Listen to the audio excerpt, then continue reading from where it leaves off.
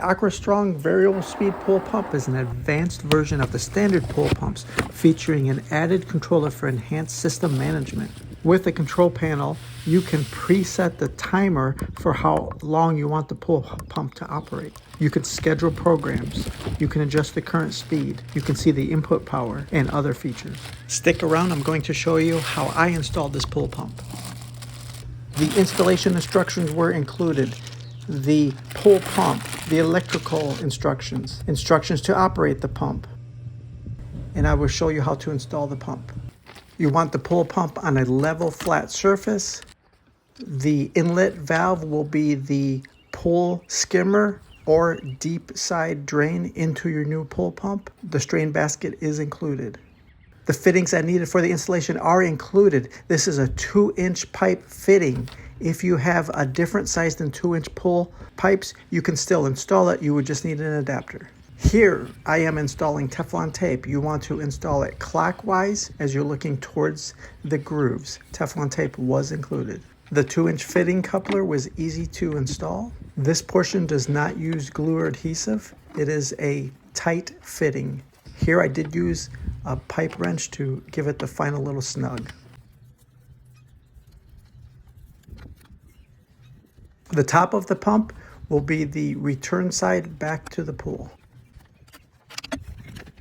This is a union coupler. It will join the pool pipes to the pump. It makes it easy to remove for servicing. Here I am using solvent weld or glue. You install the primer first and then the glue. The primer will stain, so be careful not to drip it on your clothes or anything around you that you care about. Always work in an open air environment. The solvent weld does have strong chemical odor. And then when you put the fitting on the glue, hold it down for about 10 seconds so it's nice and firm, up to 30 seconds. If you've never glued PVC pipes together, you will be surprised at how easy it is.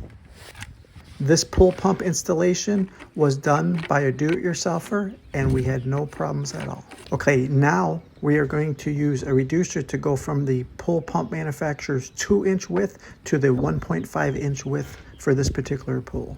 Your unique situation will vary. Typically, you're going to have somewhere between 1.5 to 2-inch pipe.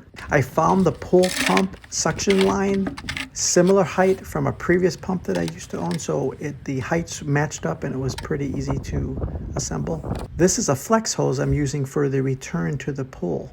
So the order of sequence to installation is your pool pump and then any filter that you have for the pool and then back to the pool. So this flex connector hose will be used between my new pool pump and the filter.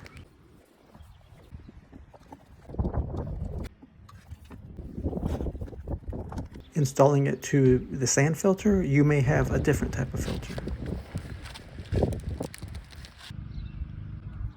Okay, onto the electrical. Remember to have the electrical off. The instructions are included on how to remove the access to the electrical. The ground wire comes with the pool pump. This is a pre-existing ground wire that the pool area already had. This pool pump is going to operate with voltages between 220 and 240 volts. And here we are using the wire connections. The 2 hot wires will go to the pool pump wires. Simply crimp down the fitting and it will tighten around the wire connection. And that's a nice tight seal.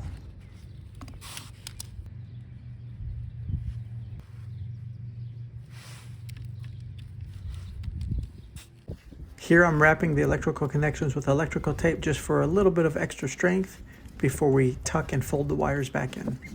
And as you can see, everything is wrapped up tight and secure. Okay, priming the pump. Here I'm pouring water in the return basket before I start up the pump. The pump is self-priming, but that does take longer. If you give it the initial start of water, it will start much quicker for you. Screw on the top cover. This is an airtight gasket.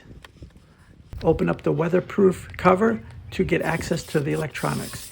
This variable speed pull pump has so many advantages over my old pump. My old pump was either on or off. There was no variable speed. Here you can see the water moving.